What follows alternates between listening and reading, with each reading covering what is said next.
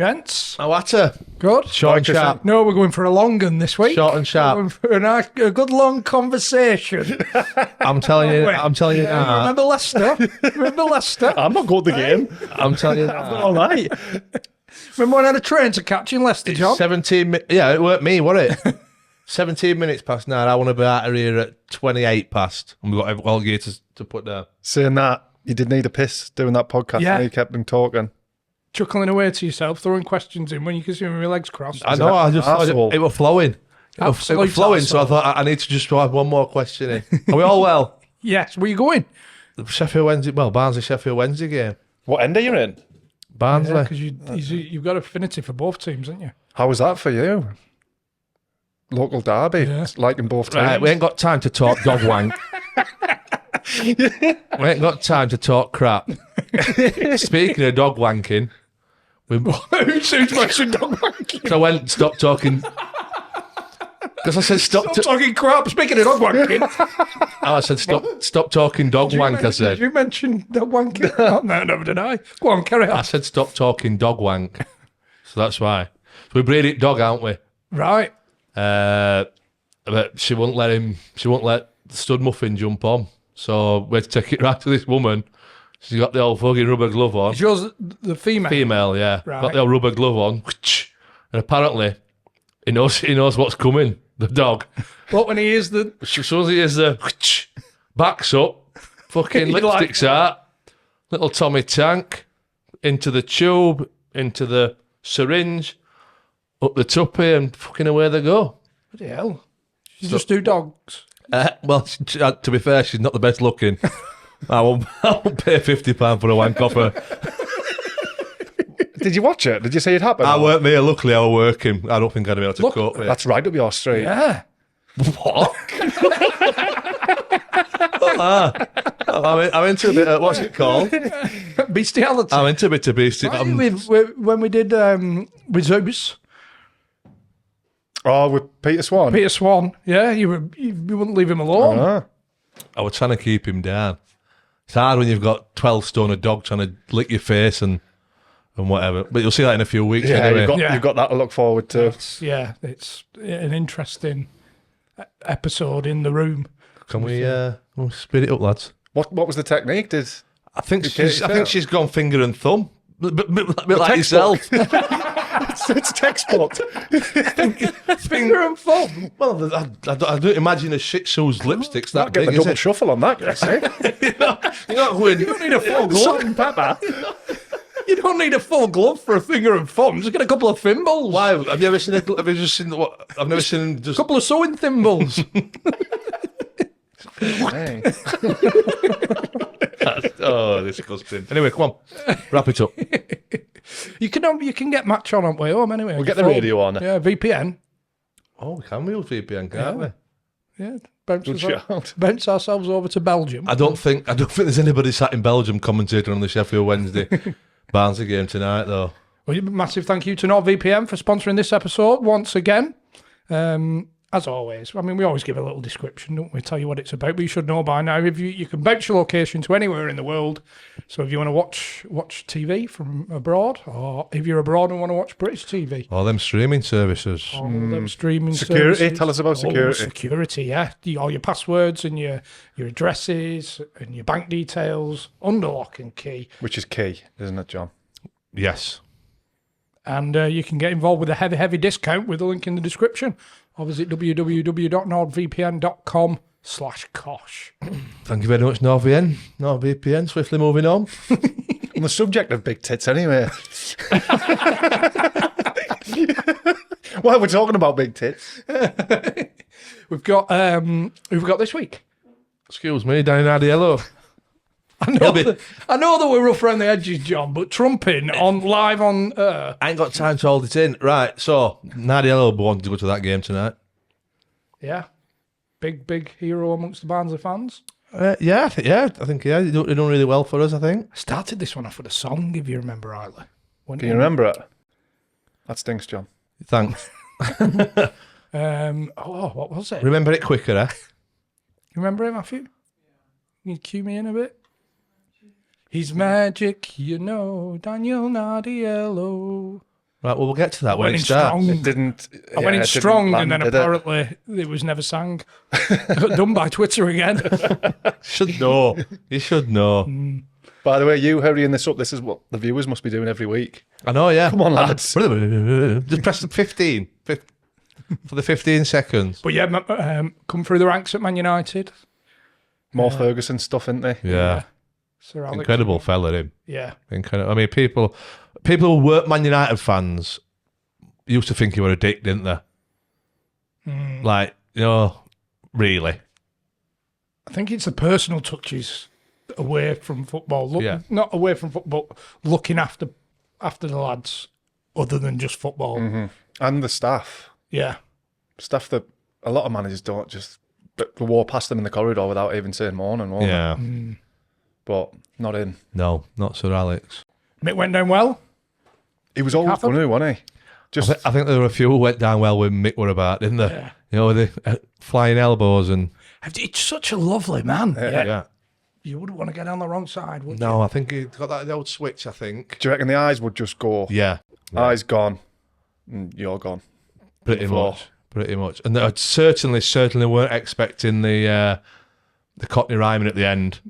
Brilliant, wasn't it? Like it just it sort of came from nowhere, didn't it? How do you get yourself in that many scrapping situations? Like I think it's when reputation precedes you. Yeah, and then when you walk in a room, that biggest dick in room wants to go. I was surprised at the Sunderland one though, at the Sunderland Cup final when Sunderland fans were after him. Considering he's a Sunderland lad. Yeah, but If he was a Geordie, then fair enough. But he did play for Newcastle, didn't he? yeah, Maybe that might have had a little bit of a influence. As soon as I see a pair of nunchucks, I'm out of the room. Yeah, but the thing is though, I'll see it next one. like if somebody wanted to fight with me in a pub, 95% chance I'm just saying, no, it's all right, mate, and just going out. Calming it down. I think settling Nick's the 95%, right, let's fucking roll the sleeves up and let's have it. Yeah, out on cobbles. But it's another good episode this week. Strong series, I feel. one of the best. We're bringing it back up with a younger player, not far off finished. Nardiello, because we've had two 80s generations, haven't we, 90s? So we're bringing it right up to speed with Daniel Nardiello. Bit of Evans in. More Evans. He's never far away, is he? Every few whenever- episodes, especially if you're in the room with him. Knowing gravitational pull. every 3 or 4 episodes, you just get a dose of Evans. Yeah, which is good. I like it. I'd like to get him on. Phil Brown in a couple of weeks. Yeah, Phil Brown. Looking forward to that, Shall we John. get him on? Come on, shall we get him in? Nardiello. Danny? Yeah, Phil Brown. Any questions? We'll put them out as normal, but I'm looking forward to What it. would you like to know about Phil Brown and John Parkin? You nervous? Fucking, am I nervous? Nervous, isn't he? I'm looking forward to it though. What is it to be nervous about? You've not been very complimentary in the past. I've been honest. Well, it'd be nice to hear. Can't put too much out, or he might not come on. Well, should we get Daniel in? Yeah, let's get him in. Let's get him in and get wrapped up. Daniel Nardiello. Come on, lads. He's magic, you know. It's Daniel Nardiello. You got to be happy with that. That's a good one. That's a good one. Isn't it? Just came out with nowhere. We spoke about it before, haven't we? How I like a rewritten pop tune. I like that. Yeah. Oh, so you never actually had Did that? it come from the I don't stand? remember ever hearing that. Oh, for fuck's sake. Have you just made it up? No, we were on Twitter. So I put it in block capitals. I thought it were a go-to. Maybe. So you've not even... No, I thought it were. Right. You nailed it though. I know. Yeah, I usually do that when it comes to holding a tune. I thought that were a regular from the stands. No, It could have been, but It should have been. Nice. Should have been. Definitely should have been. You missed a trick there. You could have sorted that one out. Yeah. you all right, mate? I'm not too bad. Yeah. Thanks for having Thanks me for on. joining us. Yeah, thank you very much. Another Barnsley player. Yeah, regular occurrence. Honestly, I'm like a fanboy now. I'm starting to be a fan of this podcast. Now we've got some ex-Barnsley players on. Some place in it. You can't say a bad word about Barnsley. there's something in the water in Barnsley. I said to you earlier, the people from Barnsley, There the has to be players people that came looking through like Barnsley. that. You're clearly from Barnsley, but I mean, what a night out! Great fans, great set of lads. The lads coming through at Barnsley, and yeah, it's a special place. Have you sorted this out before we started? Honestly, I've not worded him up or anything. Tell you, it was fucking brilliant. One of the lads you were at England with, Craig Coates, messaged first thing this morning asking about a tattoo, your first tattoo on your back. Okay, so yeah. So signing for United, we were teammates at United, and we went to Liverpool together as well. So we go back years, and he's a great lad. And anyway, the lads in the change room just told me to get a tattoo. Like we're going to get tattoos. I think Tate, Alan Tate, he got Chinese lettering, something, don't know what it meant and stuff. But they egged me on and said, "You got to get the Italian stallion on your back." What, Balboa? Yeah. So this, I can't live this down to this day. So it's all covered up now. But yeah, so I've gone to a tattoo studio, 16, 17 years old in Manchester, around the corner. And I've got this tattoo, the Italian flag with Italian stallion written around it. And as I'm doing it, and as it's being done, I can hear the tattoo artists sniggling to themselves as well. And it's, so yeah, Coates, he never lets me live that down. Fully covered up now, but yeah, I don't know what I was thinking. 17 years old with the Italian stallion tattoo on my back. How big is it? It's all your back. About big. But yeah, they done me a kipper, and I was. You don't think to yourself, this is going to be wank. The thing is, we got on holiday. I had it on holiday for a few years. And we went to Ayia Napa and stuff like that, and the girls loved it. So it wasn't too bad. That's all that matters. End the conversation. Whereabouts is this tattoo shop? So unfortunately, I'll never live that one down. You mentioned Lillyshaw there, and there was some players came through with you, weren't they? But there's one who we've had on, and we just want to know what he was like as a 15-year-old. Your mate, Leon Knighty. I shared a room with Knighty for a year. I was a 15-year-old lad, just left home, sharing a room with Knighty. Oh my word, he's crazy. No other words for him. He's the nicest lad if you keep on the right side of him. But you get on the wrong side of him, and he is absolutely ruthless. I mean, I know you guys have. Well, me and Chris kept on his right side. Yeah, I really like him, and you rustled his feathers. Midget. Is it that much of an insult? He's a small guy. Yeah, it's 5 foot, isn't it? You know what I mean? So he can leap though. He could put some leap on him. He's a great player, but angry man. He get on the wrong side of him, and he'll never forgive you. So he was one that you'd never ever want to get on the wrong side of. Yeah, he was a black belt, wasn't he? Black belt in summer. Tough. Like I wouldn't want to fight him. I reckon he's about 5'9", isn't he? Taller than what you think. He's a tough lad, and he was. I mean, at Barnsley as well. I remember we played at Barnsley together for a few months. He came on loan, but what he put the young lads through, in initiation service and stuff like that, he was ruthless. But a great lad, some good times with him. Should get him on here. He's been on, unfortunately. How was it, Leon? Yeah, he came on. That's what. I was kicked off on here when you. Oh yeah, I didn't just call him a midget, like just walking down the street or something. He came on, and I think that we did an intro the week after, and I think I just said something like, "I don't think he was happy with you, John." And he went, "Yeah, I wouldn't like to be filled in by a midget." My phone didn't stop ringing for 3 hours. Wow, that doesn't surprise me. But was he like the coaches in that Lillyshaw? Were they like pulling their hair out with him, or did they? He was the best player there. But I mean, there was Joe Cole, who was the year above us, and obviously he was unbelievable. He was their main man. But we had Leon Knight, and at that age, there was no one that could touch him. I mean, we had Jermaine Defoe was there, who obviously went on and had an unbelievable career. But Knighty was untouchable. He was. You'd think he'd go on to be like an absolute world beater, because he was that good at 15, 16. I mean, he had a good career, but at that age, you couldn't touch him. And he was small then, obviously. But he just ran rings around teams. Like, I mean, we beat everyone we played every week, as you'd expect. But like, he was scoring 5-6 goals a game. He was playing for the age group above. He was that good. Do you think he didn't probably fulfil his potential, what he should have done then? Well, it's tough, isn't it? When you go through the youth. I mean, when I was at United, some of the youth team players at United, you think what the best players that were there, I thought deemed to be the best players, they didn't make it. Whereas other players that you didn't think were that good, or they were clearly good, but they weren't in the elite of our 16 that signed for United. Went on and had the best careers. So it's different development. It's different development times. stages, and you need a bit of luck in football. United was obviously a huge club in Chelsea, and I know they loved him there, and he had a sniff there, didn't he? But I know he fell out with a few managers in his time, but ability-wise, he was incredible. What was that like at Lillyshaw for 2 years at 14? Enjoyable, tough?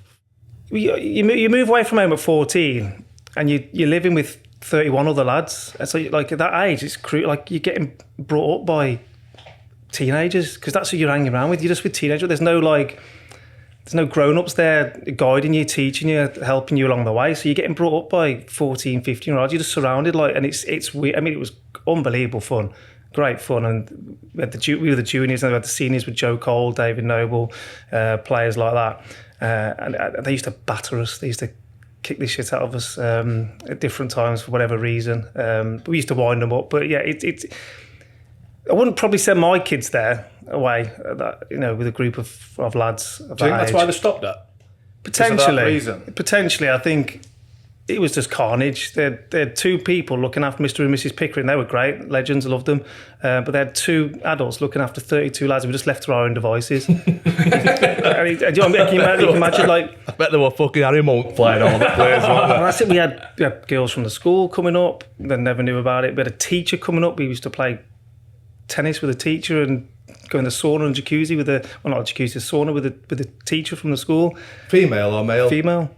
And it was just great fun. We loved it, but it's probably not the best way to bring up the supposed next generation of youth team players coming through. It was a bit Just too needed much. more influence from more senior players. Or people, really? Adults, just more adults. Yeah. Like you can imagine, like Sounds like Hook. Remember Hook? Yeah, That film, that's what it was like. Just a lot of kids grilling each other. That's true. I mean, it was a dream, just playing football. We missed half of school because you're in and out of school. That's one thing as well, isn't it? Yeah. I can't imagine the lads sticking in at school. Imagine. Yeah. It was hard enough. Especially not if the fucking teacher's coming round for a sauna.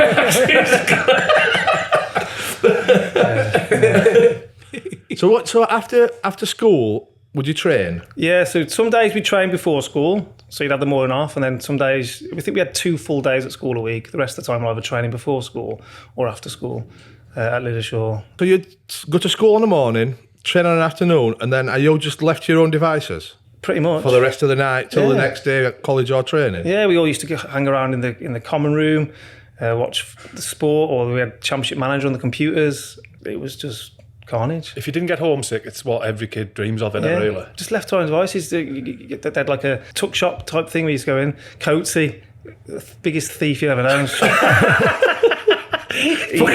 the time. We only go in 10 minutes. We've got a thief and a fucking sexual predator from school.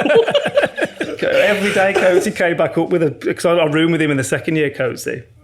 We got on really well. We do get on really well, and every day come up with a big bag full of sweets. We used to go in, pay like 10p, and steal like 3 or 4 quid's worth of sweets. But what you expect is Northern, isn't he? Yeah, he's one of us, isn't he, Chris? Solid. So were you at Wolves at this point, or when did you sign for United? No, so Wolves. So I left. Well, initially I didn't. My dad didn't want me signing for anyone when I was at Lillyshaw. He just says, "Go to Lillyshaw, represent, Lillyshaw, England, 15s." Didn't want me to sign anyone, but apparently Lillyshaw insisted that I sign for someone, and United were knocking on the door. Wolves obviously offered a deal as well, but ultimately I was turning too them hard. down, Yeah, too hard to turn down United. I had a contract offered to me at the age of 14 for when I was 17, so it was all. It's hard to concentrate at school and do things like that when you know you've got a contract at 16 when you leave school for United on a 3-year deal already sorted. So yeah, it was.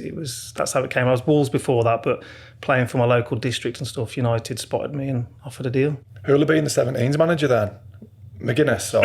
No, it was Neil Bailey. Neil Bailey. Does he do the coaching courses now? Yeah, he does the FA. Yeah. So he was my coach when I first signed for United. Neil Bailey. Yeah. Roy Keane brought him in. His he? first team coach at Sunderland, yeah. Oh yeah, of course he did. Yeah, I do remember that. He took Cleggy there as well, didn't Yeah. he? Cleggy as a fitness guy. Yeah, so yeah, I like Neil. It's very strict, but I think a lot of lads needed that, especially us Lillishall boys that come from just doing what we wanted for 2 years. It was good discipline at United. Everybody says that, don't they, that have come through. Like the discipline from a young age is just, they're on you all the time.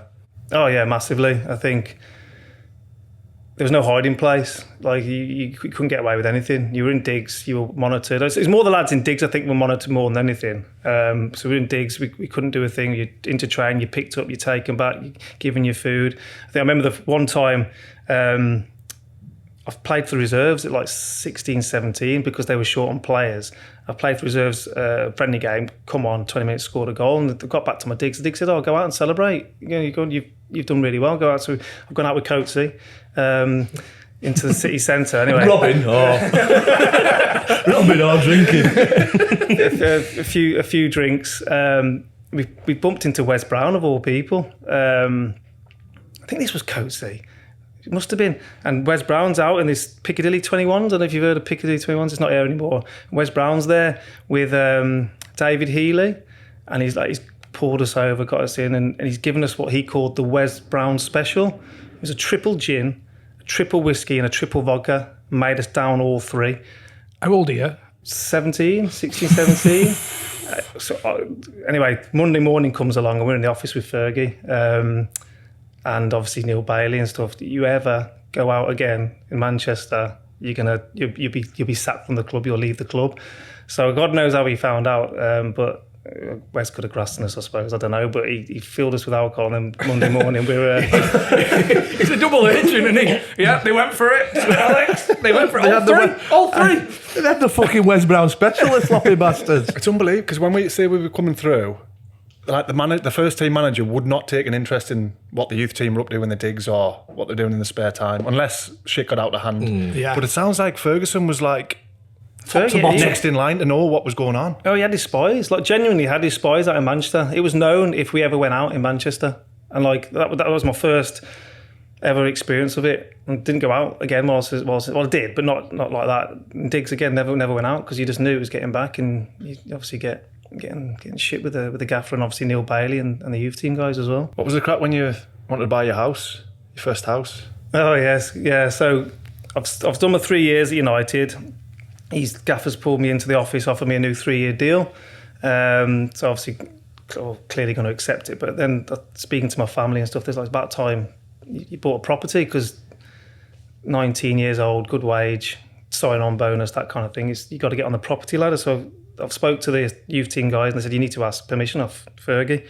That's unbelievable. It's actually outrageous, isn't it? Like you're doing something that you think, what a fucking fantastic idea at 19, but you've still got to ask. Yeah, so you're knocking on his door. You're nervous as well. He doesn't even know who I am. So you're knocking on the door. He lets you in. He obviously knows what's coming because he's been. And I've asked him because I'd like to buy my own property. I feel like I can live on my own now. I've got another 3 years at the club, good money, blah blah blah blah blah. No, you're not buying your own property. The only way I'm letting you buy your own property, 3 months cooking lessons with a chef at Carrington. So I've gone in 2 or 3 times a week for 3 months. Cooking, the first team's dinner, so whatever it is, the fish. Yeah, exactly. I'm there 7 o'clock in the morning preparing food for the lunchtime meal that we have at Carrington. So, and after 3 months, I go knocking back on his door again. Can you? Can I buy my property now? Please tell me you got your foot knock something up for him. You're like Master Chef. See what you're doing. No, but he did speak to the chef, and the chef obviously gave me a glowing reference. And he said, it was also, it just shows the level of detail he went into to look after his young players because he didn't want me going to my own property, ready cooked meals every night, eating shit and takeaways all the time. He said, you're going to make sure you get a good grounding and learn how to cook a little bit. He did do it. I mean, I can't cook for shit, but that's the missus. But it was, the level of detail that he went into for all his players. That's mad. Yeah. I knocked on his door again once as well to go on loan. Asked him if I could go on loan, and he just point blank refused me to go on loan. He says, you're my fourth choice striker at the time, because I don't know if Diego Forlan had come in. But he said I'm his fourth choice, and I travelled everywhere with the club, So we used to go to like West Ham away, Chelsea, all these grounds and stuff. It was great, but back then they only had 5 subs. So I was never on the bench. I was always like that 6th or 7th sub, the extra man. So he refused to let me go. So he was ruthless in the fact that he looked after the club's interests, but he also wanted to protect his players and look after his players. So, did you feel like you were ready at that time I want to go and play football? I just wanted to play because I saw Jermaine Defoe was obviously Lishaw with. He'd gone out on loan straight away to Bournemouth and he was smashing goals in left, right and centre. I just wanted to get out there rather than playing reserve team football, youth team football. I wanted to go and play games, but he was having none of it. Do you think that hindered you a bit then? To a degree, yeah, because I just felt like I was held back a little bit. I mean, I was training with the first team every day and it was great, of course, but it's nothing like actual men's first team football, is it? I mean, youth team it's great, but it's not, you're not going to develop, are you, as much, even reserve team football. So, yeah, to a degree. And then eventually I went out, I think Swansea was my first loan move, and that was a shock to the system, just getting that men's first team football. Yeah. What was the biggest bollocking you seen him give? Oh, yeah. So I travelled to Man City away. So I don't know if you remember this, but do you remember when Gary Neville did that back pass to Sean Gota? Gota's obviously slotted it in and stuff. I don't know if he went 1-0 up. Solskjaer scored. It's 3-1 anyway. We got beat 3-1 City away at Main Road. And I'm like an 18-year-old kid. He has gone mental at full time in the changing room, throwing things about, screaming in Gary Neville's face. Gary Neville's like this and that. And he goes mental at Diego Forlan, and I think it was Veron. Say you're lazy, this and that. He just went to town on loads of them, absolutely loads of them. And 3-1 away, City. It was brutal. And were you thinking, that's scary, that? I was sat here like this, and I had my Man United suit on, and I didn't know where to look and stuff. But he was throwing things, kicking things, fuming. And could you see the response in training the next week from the lads that had got? Oh yeah, so yeah, I mean 100%. Yeah, they. I mean, Can't let that happen again. I remember Gary Neville was fuming with himself. He didn't need a bollocking. He knew. He's still fuming now, and he still talks about it now. Yeah, That goal. He was. Oh yeah, he was devastated because it was his fault. I mean, he didn't play particularly well that game. Gave them a goal. Didn't defend well. He was proper professional. He did. I remember him and Beckham in trading when they came up against each other. They kicked the shit out of each other, and I was watching them thinking these men would be best mates. Being 5-a-side, they just had to win, and they were kicking the shit out of each other, pushing, and it was yeah, like I say, it was great grounding. You see these players that are just ultimate winners, and they want to win. So I can't see Veron still thinking about it. Seeing the player think, oh, fuck off. You know what I mean? Well, yeah, that's the difference. You saw a few of the, not because they're foreigners, but a few of the foreign lads, they weren't as bothered as like the Manchester lads. You know, the pride had been distilled in them from they were. age. 5 minutes later, they were smirking. They were quiet, but you could see they were okay with it and just smirking and smiling with each other. Whereas Neville was, he just sat there. I'm sure he sat there for about half an hour, just head in his hands. He was devastated. Did he, when you said you went to see him about a contract, did he get involved? We've heard, who was it that told us that Neville sat in and helped them with contract? Simo, were it? Danny Simpson. Yeah. That he took an interest in the young lads coming through and basically saying, oh, what you're hoping for, I think you should go for this, and then would actually come in the office and speak to negotiate. I think but he was Simo definitely went a double to agent. Neville and said, what should I do? And he said, I'll help you out with it. Yeah, I think there was a bit of guidance from certain players if they needed it. I always used my dad. My dad was, and Fergie loved that I used to take my dad in to negotiate my contracts. So I didn't use any of the players, so my dad went in for me, and he hated agents. He didn't want any agents on this. I didn't have an agent at that age anyway, but anyone set their agent in as a young lad, it was no chance. Whereas I took my dad in. My dad spent a good hour and a half with him negotiating the deal, and it got me a little bit extra because it was my dad, and he appreciated that. You know, if you were training with him, was there any, apart from probably Keane, you'd say, is there anybody that you just think, please don't put us on his team? Oh, No, I love being on Keane's team. Yeah, I loved it. Like, I love playing with Keane. Like, Keane gets this rep that, I mean, he was ruthless as well. Like, I remember him stopping a passing drill once and going mental at a couple of the young lads that weren't doing it properly. But he just wanted everything perfect. Right. As long as you give everything your all, and you committed and you didn't shy out of tackles, but you gave it all. Keane was great. He was a proper leader. Like, I remember playing Sunderland at Barnsley. We got beat. He was a gaffer.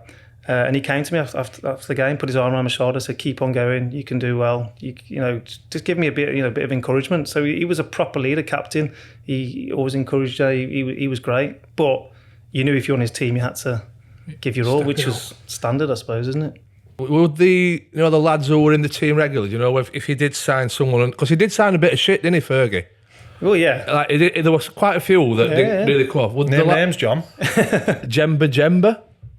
That's the only one I know. I don't know any more. I remember Jemba, yeah. But he did sign a few that didn't work. Yeah. Well, the rest of the lads be like, "Fuck hell, he's shit." Like in our dressing rooms, we'd be like, "He's crap, him, isn't he?" Or at least from a young lad's point of view, why am I not getting a chance if he's... Well, I was never in the first team dressing room. I was always in the Resi dressing room, so I'm sure that went on. And they were very... I remember hearing a few conversations in the fitness room after games and stuff where they were slating a couple of players for the performance. Keane, I remember slating, but he'd slate him to a face as well. He'd go mental him in the change room as well. So it wasn't his like behind closed doors. But yeah, I'm sure plenty of that went home because Fergie signed some unbelievable players, but there's plenty that went wrong. The physio room is the hub of negativity, and everyone just congregates. It is. What about that fucker? As a young lad, though, when you start training with the first team, who you talking about some of them players in that squad, who are you in awe of? At that, who's the one you're looking up to the most? When I was first there, it was Dwight Yorke and Andy Cole were the main two, and I remember I was training with them a few times. But I mean they're nice enough blokes, but they didn't really warm to the young lads. I mean they didn't put their arm around our shoulders or anything like that. Yorkie was just a playboy. I remember the first Christmas do I ever went to, and he was just in Manchester the week or two before, handing out tickets just to all the girls in Selfridges. So we've turned up to this Christmas party, because it was our first go. We're 18 years old. We're allowed to go when we're 18. They've all got numbers on these tickets. 7, 8. Can we bring the 9s in, please? Flights in. Oh, yep. It's true. A few 7s. And you've walked in as an 18-year-old lad, and I've come from a small town in the Midlands, and you're just looking around, and you're just women everywhere that Yorkie's handed out to all these gorgeous women, and you're like, oh my word. So it's just like all the United players, some of the staff, and just tens and tens of girls that Yorkie's invited, and that was just his lifestyle. And then he used to come in and tell us stories about some of the girls he had. His conquest. And I remember this one page, because he fell out of favour with Fergie as well, and he came in a couple of times, and he was in the paper that day with this blonde brunette bombshell who's page 3 model and stuff. He's all over the sun, and we can all see it in the training ground, and he's there training with the reserves because Fergie's pushed him out a bit. But I mean, he was great, Yorke. Once got to know him, he was really good. But Van Nistelrooy was great. I love Van Nistelrooy. He was brilliant. He was nice. He looked after us. He kind of put his arm around our shoulder, and got his shirt playing when we played Holland. He gave me his Holland shirt. He remembered me. Yeah. So which he came over to me. I just didn't think he'd remember. I was at QPR at the time, and he came over, smacked me on the back, and shook my hand. He said, and I asked him for his shirt after the game, and he was brilliant. Were you there when the fun and games? It was the Christmas play. Were you there when somebody upset him? Yeah. So, yeah. Well, it was the young lads. I wasn't a young lad at that point. Well, I was, but not. It's basically the YTS is the 16, 17-year-olds had to do a Christmas play, and it was basically just taking the mick out of all the first team players. So I think Rio Ferdinand came in. Well, not Rio Ferdinand. One of the lads put his lip up like that, taped his lip like this. The Neville brothers, they were coming in doing high steps, and because they're busy and stuff like that. But and Van Nistelrooy come in with a shirt with a horse head. He's actually got a mask of a horse. And I remember looking at him, and his face just dropped, and it was like he was fuming. He wasn't happy with it at all. But I'm sure he was fine with it. But the first team lads got some stick that day. But it was great because we were as reserve team players, fair play to these young lads. They've gone to town on the first team. See, I think Rude's just got to take that on chin me. Fair play. You know what I mean? If he shows that he's mad, they've won, haven't they? You know what I mean? I think I'm more bothered if I'm Rio with a lip up, I think. He was laughing. He found it hilarious. I think most of them did, but they did well. The young lads. Still hanging over Dwight Yorke's tickets. Flyer. It's like something. Just imagine Chantel running through the streets. I got a golden ticket. Ready for the weekend. Yeah. But he organised the Christmas dues as well, Dwight, and and rightly so. I think the first one I ever went to, he organised. There was like 4 or 5 strippers at Sugar Lounge. But all the first team lads were nowhere to be seen. They were getting well away from it. So it was just like the reserve team lads and a couple of youth team lads that were able to be there upstairs with these. They got Luke Chadwick. He was there. They got Luke Chadwick and they were dancing all around Luke Chadwick on the floor. That's what I know. He was just there, like smiling his head off. But yeah, Dwight organised it all. But the first team lads were all well away from it. They didn't want to have anything to do with obviously the strippers, and they're all married and stuff like that, still behaving themselves. But Dwight, he organised a good party. Imagine that, like just opening the paper up and there's you and this bird who you've been walloping quite regular. I can't imagine him being bothered, really. Oh no. No, I don't think he was. I mean, Jordan used to come to the games and stuff at the time with Katie Price. So we were in awe. Like in the we used to wait. We had to prove it with the games. So when we YTSs, we had to make sure, and the youth team managers came and made sure we were in the tunnel before the game. So we'd watch the game, and then they'd ask us about the game on the Monday, and stuff, because some lads wanted to obviously sneak off and get off. But we had to watch the game. But she used to be there every week. Katie Price, Jordan, watching the games, and we were like, oh my god. So he loved it. Yorkie loved it. What did you go? Struggle. The fun and games. What did you? Cause you had a choice, didn't you, of what you wanted to do?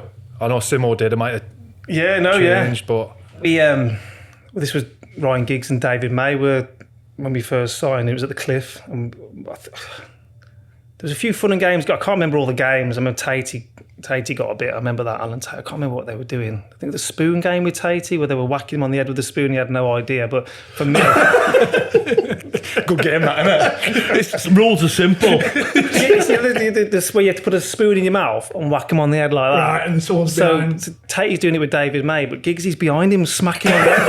And he has no idea, Tatey, that he's getting smacked on the head by this. He's like, but mine was I had to make love to a woman on the table. That's the one that I wouldn't. I'd rather take a spoon on the head. And it was You might say, I mean, you cut that a bit short there. I'm assuming the woman wasn't there. No.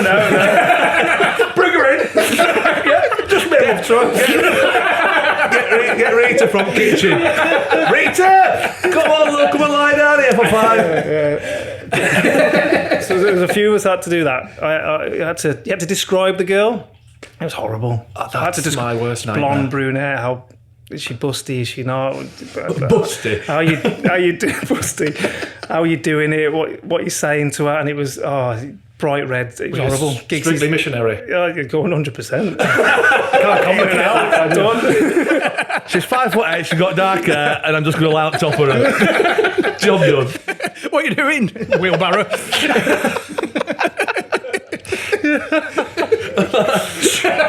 God, that would be awful, man. It was horrible. Because these are the superstars as well. Like it was Giggs and David May that were the main guys in there, but you can see Keane and Beckham there. They're just lapping it all in. You're like, oh my god, I've got to make love to a girl in front of these guys. Especially if they're saying you're a shit shag as well. That would be the worst thing. Yeah, there was I dare let him fuck me. You mentioned then it was a bit of a baptism of fire when you went to Swansea then. Yeah. Was it just totally different?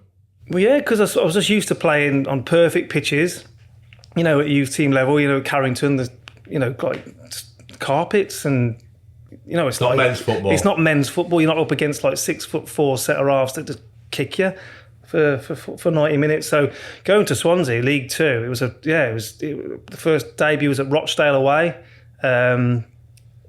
It was just brutal. It was horrible. I hated it. I loved the opportunity, but that month I was there, I learned so much from that month. Like we were saying earlier, I wanted to go out on loan. I learned so much from that month that I took it into my next loan spell at Barnsley and did all right.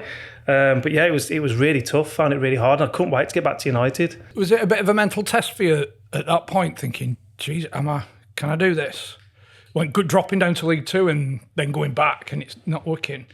Yeah, in a sense, but I never struggled for confidence. I wasn't, I didn't get in my head. Some players would crumble, and I think being a footballer, as we all know, you've got to have some kind of mental strength to get through certain things. And it was tough in the sense that I didn't enjoy it and I hated it. They were training on a farm practically. And you go from Man United to Swansea, no disrespect to Swansea, because it's a great club, but you were training on like a farm. It was like bobbly pitches. It was awful. There was no structure, and it's proper League Two football, as I got used to as later on in my career. But no, I was just itching to get back so I could go out again and try and prove myself somewhere else. And luckily, a month or so later, I went to Barnsley and did okay. So it was just a good learning curve for my career, where I knew that it's not all Man United, rosy. And did it make you think, I need to try even harder, so I don't drop down the way that to League Two? Yeah, 100%. Yeah, 100%. I didn't want to go from United down to League Two, for being brutally honest, straight away. I wanted to go and play as a minimum Championship football. Thing is, you probably got one where you don't do that well. But imagine if you'd gone to Barnsley and struggled at Barnsley, coming back, you're like, fuck me. Well, that's but Championship, League One or League Two managers aren't going to trust us. No, 100%. And I was very lucky with the Barnsley move in the sense that I was training at United on the Tuesday morning. So we trained Tuesday morning, really tough session. And then I come in from training, and Fergie's called me and said, you're going to Barnsley. There's a game tonight, get yourself over there.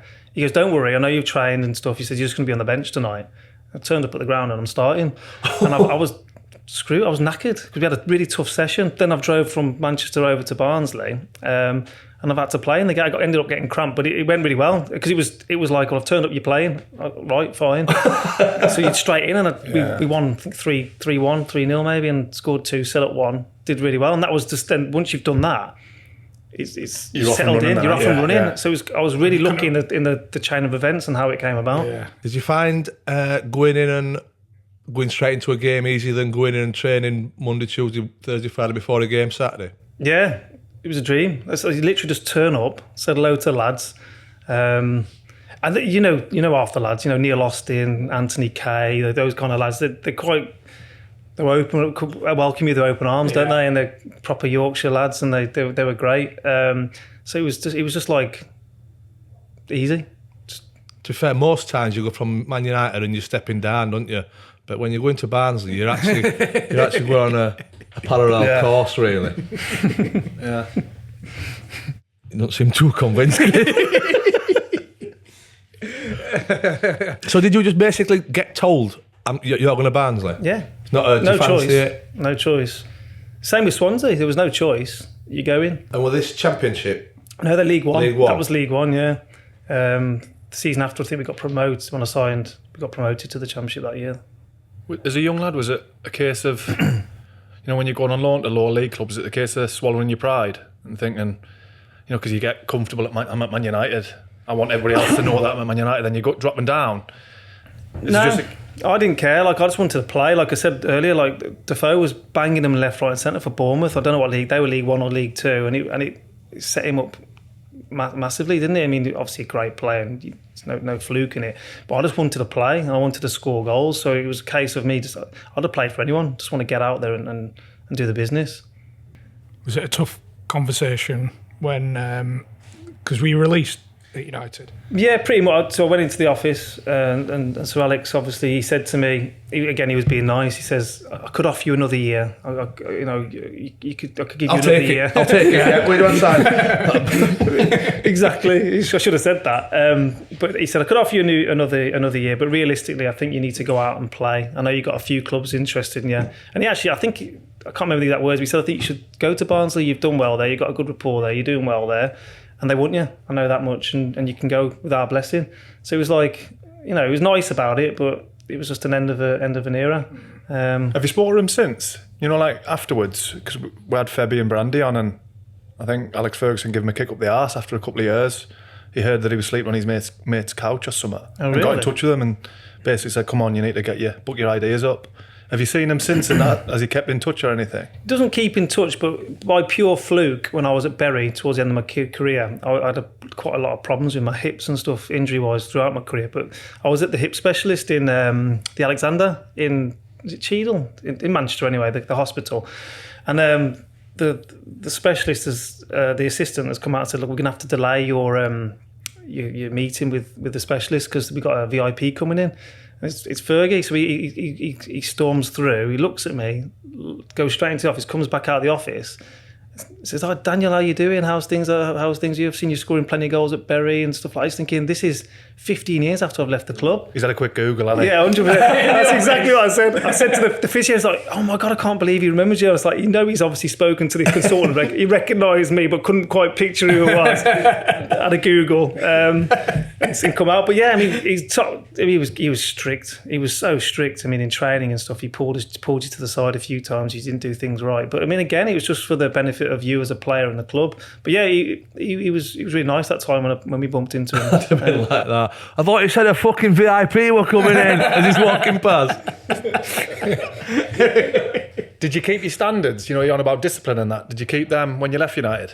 Yeah, I mean, you know what some of the Barnsley lads were like with the nights out and stuff. Jesus Christ, it was carnage at that club. I've never known anything like it. I always think Barnsley, the time I was at Barnsley, that was like the end of like an era in football. It was coming towards the end of the drinking culture, because I've never seen a drinking culture like it. My dad told me all about it when he was a player, played for Coventry and stuff in the 70s, and he just said it was mental back then. A lot worse than probably what we've seen. Did you get involved? Pardon? Did you get involved? Me? Yeah. With the Barnsley? Yeah. Not really. I lived in Manchester, so I was travelling to and from. So I had a few nights out with them. It was Barnsley, we said it was a great night out, but those boys were just, they loved it. Absolutely. And you've probably not seen this before, have you? Where they're coming in after a night out and training the next day and stuff like that. You're probably not seeing that. No. We never did that at United. But I mean, that was just like almost like the norm. I mean, Simon Davey came in, it was just knocked on the head, and he wanted everybody out that had that drinking culture. Because he was would he be in the youth team or reserve? So he would have known. Yes. What the first team team was like. Of course he was. Yeah, I forgot about that. He was, wasn't he? Yeah. So I'm sure somebody said that he, like in the canteen and stuff, he'd be overhearing or taking part in the conversation. Yeah. So when he's got the job, they were out within weeks, within the year at least. It was. Yeah. He wanted and we were running on socks off in training. As soon as Simon Davey came in, we weren't the fittest, but we were good. We were a good team, but he just got us super fit. So the whole mentality of the club changed when Simon Davey came in. Because he gets a bit of stick, doesn't he? But it sounds like he'd done a good job. He did a great job. Does he get stick? From the lads who got fucked off, yeah. Casey and Neil Austin and that. Which I can understand why, because he probably didn't give them a chance to change or prove themselves. I mean, Ozzy wasn't a big drinker, but he was just a local young lad that was one of the youth team players that came through. But yeah, Simon Davey did a great job. You take some tips from Yorke and some tickets out in Barnsley for your first. Well, you wouldn't have been able to hand would you? Yeah, he didn't need to in Barnsley. It was good, weren't it? Such a good night out. Honestly, all the I've played for quite a few clubs and had a few nights out over the time. But genuinely, how good is it? I know. It's unbelievable, and especially if you're playing for Barnsley as well.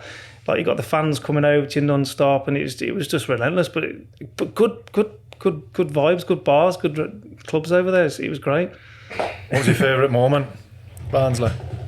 I know you had a few spells, but promotion. I mean, the debut was great because it was just 2 goals in your debut, and it was good atmosphere. Tuesday night games are always better, aren't they, with atmospheres? But the promotion when we went to the Millennium. I saw a picture actually after you'd scored. Someone's got a hell of a picture of you running off with all the fans in the background.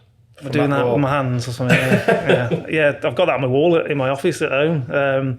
But yeah, it was some day that it was the build up to it as well, because we I think we finished 6th, but we weren't set in stone that we were going to make the playoffs. We beat Warsaw on the last day.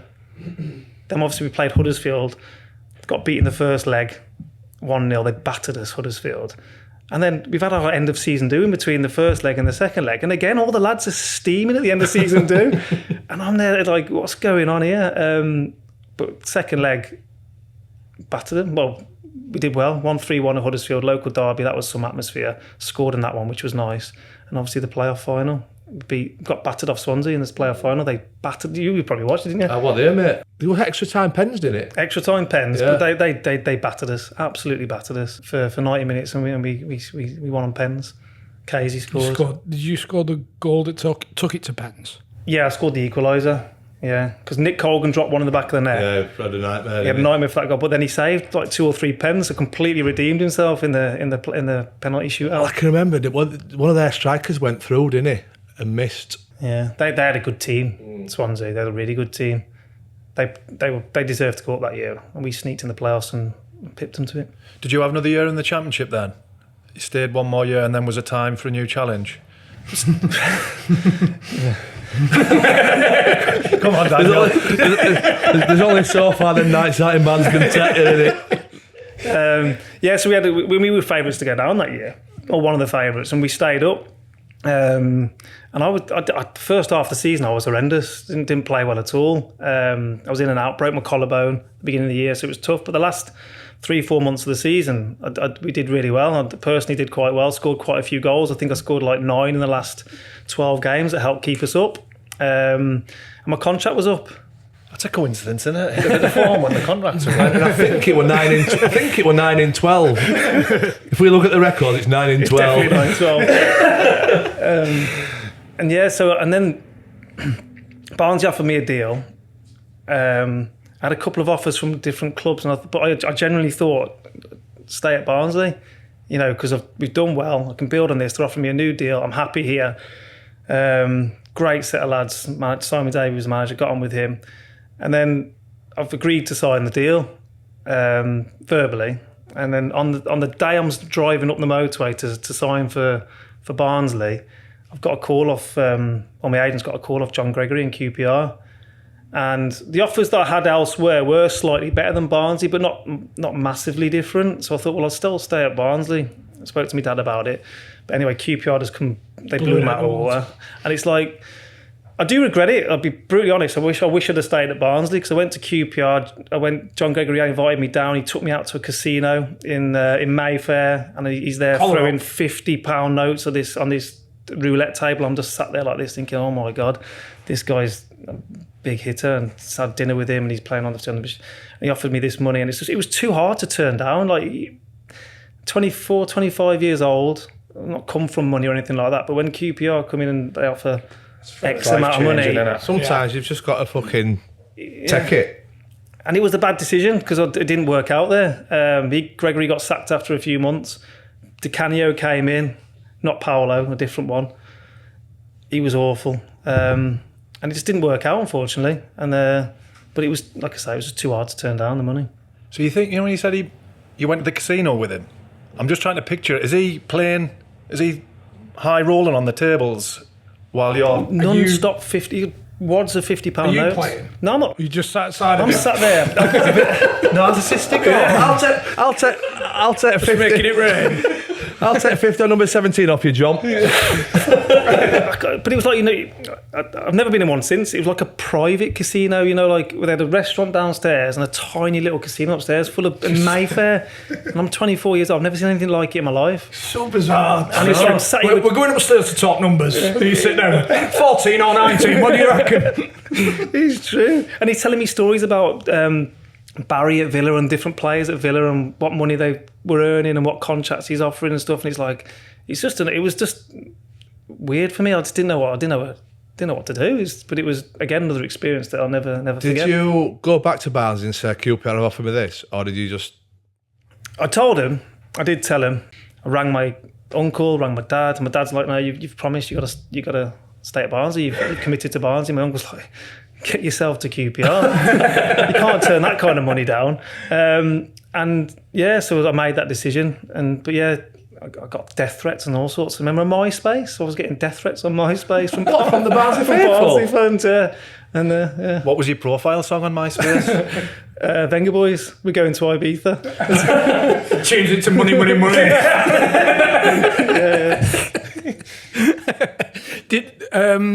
Was there some criticism came from the chairman as well? Yeah, he slayed me, and rightly so. Because I'd committed, I'd promised that I'd sign. The reason why it was Venga Boys is because I was in Ibiza the week before, and I've landed back, into the UK from Ibiza with a few of my pals, and then that's when I said I'd go back up and sign. So I basically agreed the deal whilst I was away in Ibiza with Barnsley, committed then. So if I'd have been in the UK, it'd have been done and dusted because I would have gone and signed. But then obviously this happened last minute. Did you make the phone call to tell them, or did you just let your agent do it? No, my agent did it. You shit house as well as a greedy bastard. That would have been an awkward one, wouldn't it? Traffic's Simon? bad. I'm not signing by. It's raining. It's better weather down south. Fuck you. I'm off. So was that an awkward moment when you went back to Barnsley? Well, no, because Simon David took me back. Literally, I think it was 5-6 months later on loan. And the first thing he said to me was because obviously they had to pay my wages or a fraction of my wages. He goes, "Look, I totally understand why you did it. It wasn't great the way it went down, but it is." He was really honest and okay with it. He said, "Look, I understand. It's hard to turn down when you get a contract offer that was significantly more than what Barnsley were offering." So he goes, "I don't blame you. Let's get crack on with the rest of the season." And after how long at QPR did you think it's not for me? It's not working. Pretty soon, for Gregory got sacked like immediately. Was it Dowie came in? Dowie was the year after, so it was Di Canio that came in first, the Italian. Didn't speak a word of English. Who even is he, Luigi Di Canio? Yeah, exactly. he was awful. Was this when it started being a bit of a circus? Yeah. Then? And then so the new owners came in, and then they were just throwing contracts out left, right, and centre to players from all over. And there was some dodgy deals going on there. A lot of players came from the same agent, and they were just throwing money at players, like crazy money for even for the Championship at that time. It was insane. So I didn't really get a look in. Then he got sacked, and I went back for pre-season with Ian Dowie. He said straight away, "We don't want you," without even looking at me. He tried to sign you though, and he didn't tried to sign me the season before. So it came from above. It was clear that it came from above. They didn't want me anymore, which is fine. It's just football, isn't it? But he didn't give me a chance, even though he tried to sign me the year before for Coventry. And you've got 2 years left, yeah? No, just one year.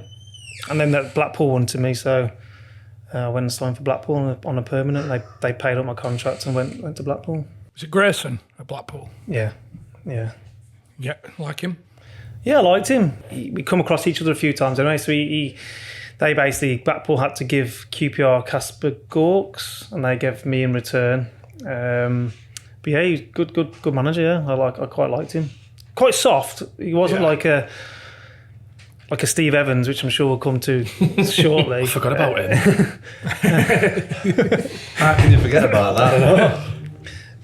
But yeah, but different kind of type of mentality than other managers I had. Quite soft, but he really understood the game. Good manager, and knew what he was talking about, and successful in what he did as well. Did you struggle with injury? Like as soon as you got there, was there an issue straight away? I had a couple of issues at QPR which hampered me as well. But then the second I got to Blackpool, I literally got injured on the first day, and it was just 2 years then of in and out, and I had 2 operations. It was just 2 years. I generally thought at the end of my 2 years at Blackpool I was going to retire. I just couldn't keep fit for longer than 2 or 3 games. What was the main issue? So hips and my back.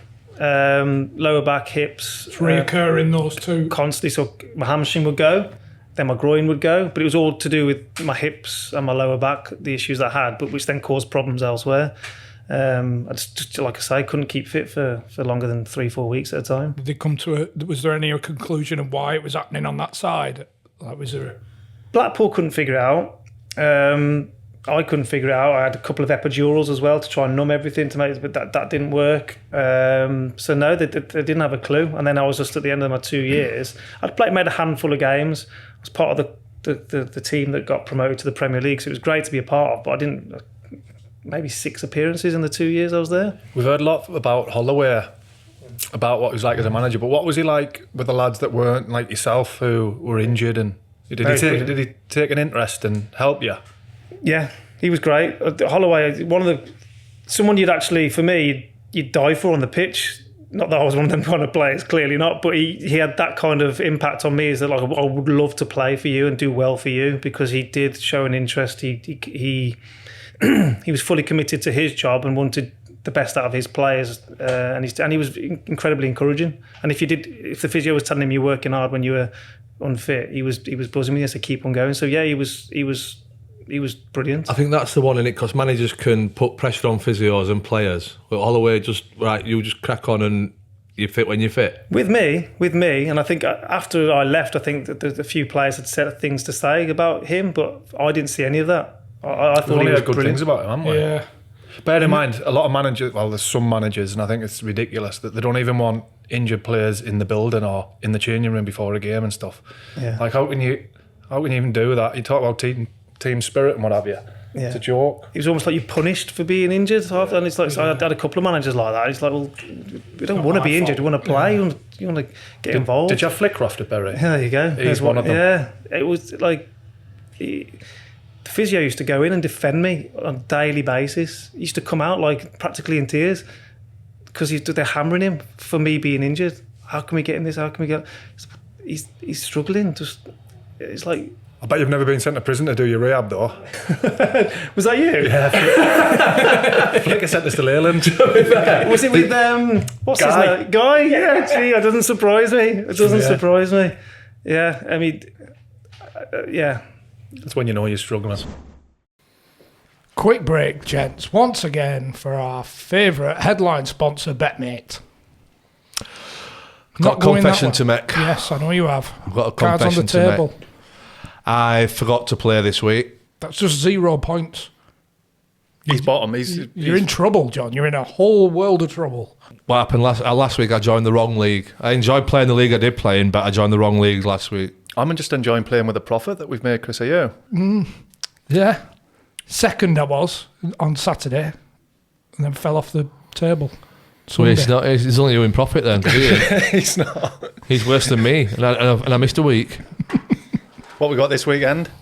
We've got full-time results, Premier League and 2 Championship clubs, 12 games altogether. And there's also a BTTS game. What's that? Both teams to score. Both This teams is your to game, score. John. I know, but I keep winning the wrong league or forgetting. If I didn't do either of them, I'd be fucking flying. Absolutely flying. Honestly, I'd be what, Jerome Thomas in there. You're a fully grown man. You're an adult. Swack it. You know, my memory's not great. What I need is about 2:00 Saturday. That's what you need. Yeah. What I need, 2:00 Saturday, I need the actual link to our league sending me, please. I put it on Twitter every week. The worrying thing is, if he enters, he's gonna win it, isn't he?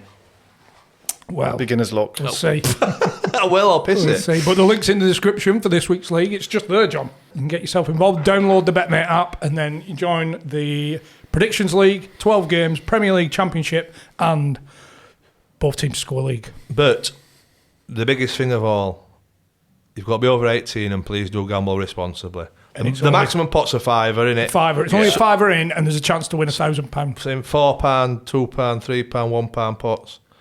But do gamble That's responsibly. the important bit, innit? It's just small stakes, bit of fun. To be fair, I'm not losing out, am I? That's a good point. So, Well, you are, because you've got a forfeit coming at the end of the season. yeah, but what is it to get the winnings? I'll piss one. Honestly, I'll win one of these. Promise you. Get yourself involved. Links in the description, or just download the Betmate app. Go on the App Store. Give it a download. The lad messaged us actually that won the pot. Said, changing lives again, lads. £600. Can't do much more than, can we? Enjoy yourself. What were the crack at Blackpool with getting paid? So did you get something like £90 in the summer? Yeah. So weird. So there was like, I went to Blackpool, decent wages, good, but every summer, 6 weeks of the summer, you're getting paid £90 a week. It was just really weird. So like, and there was lads that were there playing in the Championship on £600-700 a week, and then they had to save their pennies for when they get £90 a week in the summer. And it was like, what the hell's going on? Such a poorly run club that was. So say your contract's worth £100,000. Yeah. You get your contract monthly up to the summer, and then you just get your £90 a week in the summer. Yeah. So you say if you're on £1,000 a week, for example, you get £1,200 a week for 48 weeks of the year, and the other 4 weeks or 6 weeks, 46 and 6, you got paid your £90 a week. So what was the benefit? Thought process They're is not that? getting crowds in, but they're not getting. Yeah, but I you're think still that's how overpaying through the rest of the season. That's how they aren't do you? it, though. I think it's because they're not getting any income from match days and stuff. It must work better. Anyway, they could say. It's just down the making line. sure it's just you've got to save rather than the club's got to save. Exactly. But then they just saved on everything that club. It wasn't a Championship run club, if that makes sense. You you washed, not that it's an issue, you washed your own kit, so you were taking your kit home every day. There was no heating in the training ground. I don't know if you've been to the training ground, but it's a blustery place. So when it's freezing, windows were smashed, and like there's players turn up in, Porsches and nice BMW, lovely cars, on championship wages, but just and it was the food they served was just like slop. I disagree with that as well. Washing your own kit is an issue. I don't care what anybody says. It's a ball. I'm trying to be diplomatic. It's like you're getting paid X amount a week and playing for a championship club, and you've got players that have, Charlie Adams signed for Liverpool a couple of years later, and he ran the team. He was on good money, 10, 15 grand a week, whatever he was on. He's washing his own kit. It's like it's just weird. Like League Two and stuff, you'd get your kit washed and stuff. I used to struggle with that. Washing your Just in own the back kit? of your car. I used to be wearing socks that I'd worn Monday, Tuesday on the Thursday, and the crispy. Like not The amount of athlete's foot in changing rooms was a joke, just from people wearing socks from 3 days. It was such a strange club to be a part of. So obviously you knew this before you signed, like. No, didn't know anything about it. Well, I knew about the 90 quid because they did say that. I can imagine some lads that have like struggled with that. What, the 90 quid a month? They're like saving throughout the year and stuff like that. 100%. I think anyone did, because you go from getting whatever you used to getting on a monthly basis, and then the 1 month you're getting next to nothing in your wages, and you've still got your mortgage to pay, you've still got your bills to pay. You know it's coming though, don't you? You do know it's coming, and I Again, fully grown men. Like, you know you're only going to pay 90 quid in. It's true. It always like thought, well, why? Yeah, it didn't make sense. It didn't make sense at all. From what we've heard, like Holloway at Blackpool was prime Mad Hatter stage. Yeah. Like, did you see some? Like, we've heard about croupiers coming in for trials and stuff like that. Yeah, I got people in left, right, and centre. But I mean, I always, what sticks with me about Holloway is the first day, the first time he's ever come in. He's got us all sat down. He's got us all to write what positions we think we can play in his formation. So he's put 4-3-3. Where do you think you can play? So we've all put our names on the board. He's then put £5 million at the top of the thing. And we're like, what, £5 million? But that was the bonus for going up. It was huge, wasn't it? Split between the lads. He goes, we're going to do this year. We're going to get that £5 million. And like, we're all thinking, we're favourites to go down. There's no chance. But he worked his socks off. He told us, every player knew exactly what they were doing. And come the end of it, they got £5 million split between the whole lads and it's largely down to him, and I think Charlie Adams as well has had a massive impact. But Holloway was the main man. He was brilliant. Was that when you watched Coach Carter? When was that? I was injured, but yeah, they did watch Coach Carter. He used to get. There's been stories go around. Like I remember we played Derby away on Boxing Day, and he's doing the lineup with teddy bears on the before the game, and he's going through these players, and he's making a joke out of the individual Derby players and stuff. He was crazy. But, Big bungalow for him, mate. Just get one of them big ones from Fair, and that's that fat bastard Parkin up next to Sutty. What was the crack with these chickens? Did he say we're gonna play 3-5-2 or whatever he played, and it's gonna work because I tried it on my chickens last night or something like that? I've heard stories about that. I never witnessed anything like that. But he was just crackers, like genuinely crackers, like but. Structured crackers, though. Yeah, he knew he had a style of play, and we were sticking to that style of play no matter what. And you knew exactly what you were expected of you in training and on the game day. And he was brilliant. I just wish I could have played for him a bit more. He was really good. You know he's crackers because we tried to light-heartedly bring it up to him, and he just looked at us like we'd shit in his shoe that we were making a joke out of it. He was adamant that this is normal. Yeah. Well, you've seen him on TV and stuff when he's gone round to his house with his art and all that kind of stuff. He's great. I love that. I reckon he'd be fantastic to play for.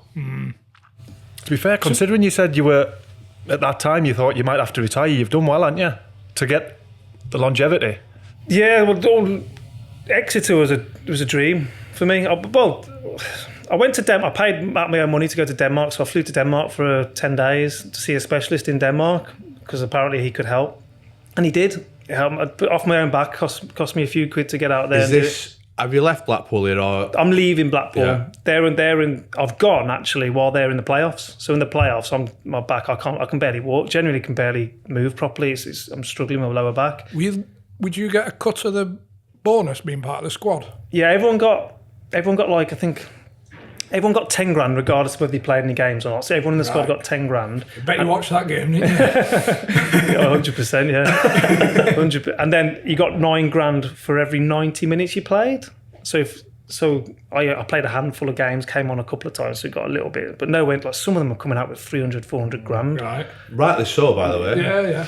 It was like, it was final. I watched. I was meant to go down, but I didn't go down because I just got back from Denmark. But it was a good evening because obviously a few quid's coming our way. Yeah. Would the club not pay for this Denmark trip? I did off my own back. I was sick of leaving it to the physios and different clubs I was at to try and fix me. So I went off my own back and got recommended this guy, and he helped. And then Exeter came and visited me at my parents' house, Tisdale and his physio, and they said, "Look, we know about all your problems with your back and hip. We can fix you." And they sent me to another guy in Leicester who gave me a couple of injections. Wasn't Big Rog, was it? Roger? Yeah. I've seen him. There's a lot of similarities with all two, isn't there? You both found your own specialist. You both fucking didn't see Roger, and you both took Bury under. We went to the clinic and I was with Kenny Cunningham. Kenny Cunningham's walked into the clinic and just went, "We're here to see Rog," at the top of his voice. And everyone was like, "Who the fuck's this?" Were you just But he does the sugar injections. Sugar injections, yeah. What's a sugar injection? That's just exactly It's like a glucose injection. Right. So basically, sugar injection. It inflames something. But I had them in my ankle, I had them in my knee, and I had them in different places in my back. So I was going there every couple of months for them. Did he get you the leaflet out of all the... Yeah, all the players he had and stuff. But people were flying over to like a menu. What's this fucking Chris Brown here? It's sugar injection. I thought you just had it and like, ooh. But he's like, he said, make sure you go home, get pissed tonight. He said, go and get pissed Hot tonight. bath. Hot bath and have a few beers. You'll be ready to go on Saturday, no problem. And I was. It was weird. So it didn't work for you? Obviously didn't work for you, but it was an absolute godsend for me. And I used him even when I was playing semi-pro for Bangor. I was still using him then. That's how good he was. It worked short term, but as soon as I started running on that, it would... But that's why I went every 3 to 4 months, literally go regularly, and I was fine. Absolutely fine. What's he like, Tidsdale? He's a good guy. Nice fella, isn't he? He loves his swagger, yeah. He loves his clothes and stuff. He's best mates. Did he turn up at your house dressed up? Yeah, he did, yeah. With his black cap and all his scarf. Cravat. Yeah. But everything Ted Baker. He was His best mate for Ted Baker, isn't he? His best mates for Ted Baker. I forget what his name actually is. The guy who owns Ted Baker. But he was used to come to the games and away tours with us. So when we travelled to Norway, he's there with us. Gave us a 25% discount card at Ted Baker. It was great. But Tisdale had all his club on all the time. Loved his gear. But again, what a gentleman. Like a proper gentleman. He comes across like that. I was playing away at Exeter and I was getting dogs abuse as normal. And he actually came up to me after the game and said, "Look, I'd just like to apologise for our fans for abusing you like that." That's good, isn't it? And I was like, "Well, your shoes are shit. Your shirt doesn't suit you. And that flat cap's wank. I'm both now." But that's the overriding memory of me, like, really nice fella, or seemed to be. And he turned down. He was a man of his word, unlike myself. Obviously, when I signed a contract for Barnsley, but he committed to Exeter. He said, "I'll be with you for another 3 or 4 years. I promise I'll stay for another 3 years." He turned down Swansea job twice. He turned down another job while I was there, just because he's just man of his word. Man of his word, 100%. You dress like a gentleman. You've got to act like a gentleman. But I wonder if he regrets it now. Because didn't he got a job, didn't he? Did he get the MK Dons job? Yeah. And that didn't work out. And Stevenage, I think he went to. Was his where last is he club? now? I don't think he's anywhere at the moment. He's working at Ted Baker, folding shirts. It's a skill, that, by the way. Have you ever tried, when you've looked at a shirt in a shop, have you ever tried folding it back up? Just leave it in the pile. Just have a look to see who's watching first, though. Give it one of them. Do you like it down there, Exeter? Yeah, lovely city. Nicest place I've probably lived, to be honest, yeah. But it's just so far away from home and family. The missus, she loved it down there, but she was dying to get back up north to her mum and dad and family and friends and stuff. That's the only issue with Exeter. It's just a mission away, isn't it? I mean, we played there and away games or whatever. That's the only issue with Exeter. But apart from that, beautiful place. Didn't realise how big of a derby it was with Plymouth. Yeah. Oh, God, They yeah. actually hate each other, don't they? Score in a derby? Yeah. But they hate each other. You think of rivalries in football, like you think Exeter down south, Devon way, that part of the world, it's the laid back way of living and stuff. They hate each other. I remember Plymouth fans smashing up the city centre in Exeter, certain shops. Plymouth fans just, they're horrible to the Exeter fans, and Exeter, they hate each other. My cousin actually went to the game because at Exeter Plymouth, where I scored the goal, and the Plymouth fans were outside waiting for him. But not for him personally, but the Exeter fans. And as he's come out, the guy in front of him just got gone absolutely flying. My cousin's got just with his mate and just ran off as quick as he can because the Plymouth fans were horrible. They were just waiting for the Exeter fans to beat the crap out of them. They smashed up our bus. They were throwing bricks at our bus. So the one of the windows had smashed through on the team bus. It was like a Milan derby. There was Alsatians on the pitch after the game and stuff. That's when you know it's bad, innit? And it's police dogs, not strays. Yeah. But the fans are trying to get at each other, and it was the atmosphere of that game. It was a JPT trophy game, whatever they're called. 1-1. Tisdale didn't play me, brought me on for 3 minutes, and I've scored with my only touch of the ball in the 3 minutes, and the crowd's just gone. Honestly, genuinely like a Milan derby. The Plymouth Stadium's a decent stadium, and it was full, and the fans have just gone wild. Richard Logan's run into the crowd and started jumping up and down with them.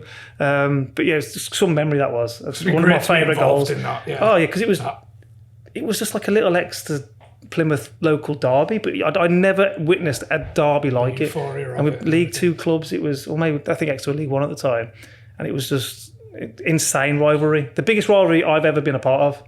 And I know that, and I've played for Barnsley against the Leeds, Sheffield United and stuff like that, and Bury, Rochdale, and different clubs I've been at. But that's by far the worst I've ever seen. Did you enjoy it? Oh, I loved it. It was great. Yeah. Once you played for Exeter, you'd be stupid to go to Plymouth. Wouldn't you?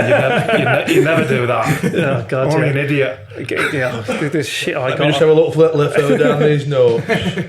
We were talking of death threats earlier. The messages I was getting on Twitter and stuff that day when I signed for Plymouth. Oh my God. I bet from both ends, because the Plymouth fans didn't really want me there. Exeter fans were fuming, but I had an injury at Bury. It broke me back, not a bad one, but just a thing that was happening for 3 months. And Plymouth were towards the top of League Two, pushing for promotion, and they came in for me on a 3-month loan. It was like, well, I'm 32, 33. I need to play. I'm at the end of my contract. Otherwise, I'm just going to be out of football. So it was a no-brainer for me to go to a club at the top of League Two at the time. But again, it didn't work out. It just happened to be the biggest rivals. Must have been quite successful down there, though, if Tisdale's getting all these job offers and stuff. Yeah, so we were League One, and I think we finished 1 point off the playoffs with Exeter. Bear in mind, I think the wages that we were paying players in comparison to other clubs that were in the league at that time. Sure, Southampton were in the league, Sheffield Wednesday were in the league. There were some big clubs in that league. And I think the top earner at the club at the time for Exeter was maybe 1,500-1,600 quid in League One, which I know is obviously a good wage, but respectively, like for what we achieved that year was down to Tisdale. Was Marcus Stewart there at this point? Marcus Stewart. Marcus Stewart was there, yeah. He was a coach. What a legend he is, man. Oh, brilliant, yeah, brilliant. He was actually really good because that's another thing Tisdale had. He had position specific coaches. So we spent so much time with Marcus Stewart, finishing different runs, where you go in the box, this kind of thing. And it was such attention to detail. And Stewie was obviously the striker coach. They had Rob Edwards as a defensive coach. They had it down to a T. He did really well, Tisdale. So you went to Rotherham after Exeter. Talk to us about Steve Evans. Yeah, we need the Steve Evans jingle, don't we? I mean, you just have to look at him, don't you, to see what I mean. A creature.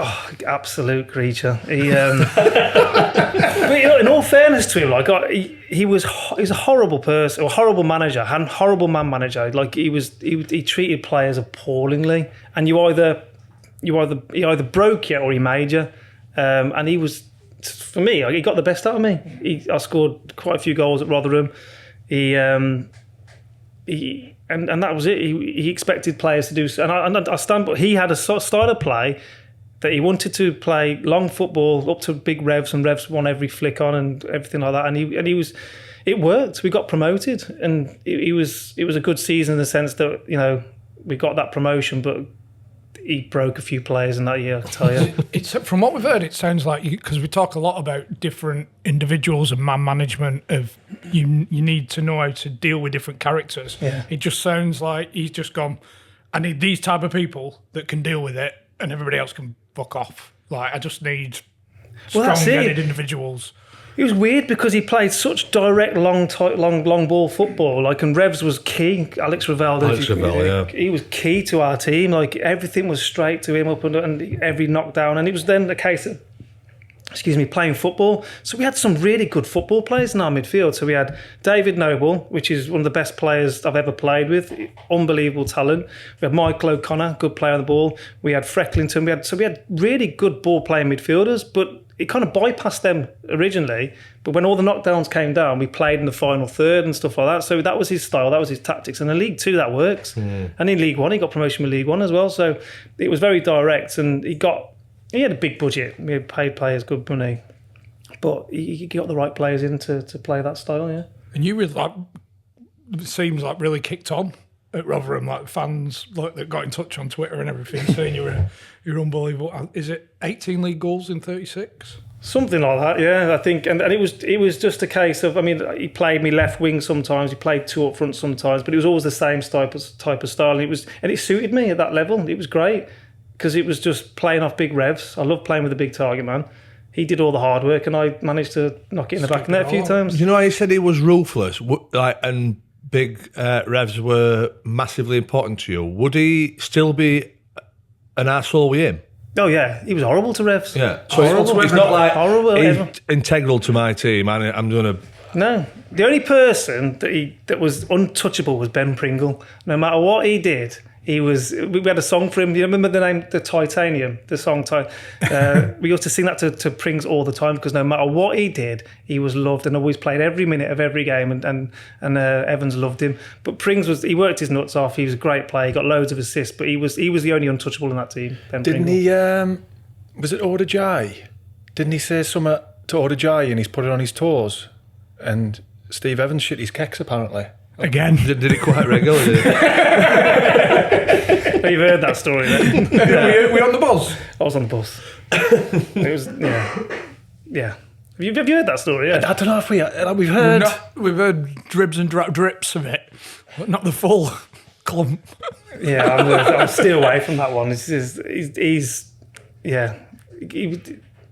No, I can't do it. Tell us the gist. So he's gone for a batch. I can't remember if we were playing Stevenage away or something like that, but we're travelling on the coach and he's gone had a shit in the coach. You know, which is unforgivable, isn't it? Really? I used to do it, but it's an unwritten law, isn't it? You can't be shitting on court. But if you saw the toilet afterwards and some of his clothes, it was because it's tight, isn't it? Yeah, it's tight in there, and he's a big guy. It was. Maybe take your jacket off first and hang it up, and your exit balls, and that's even before you go in for the squat. I wonder what he's done, man, to get it on his clothing.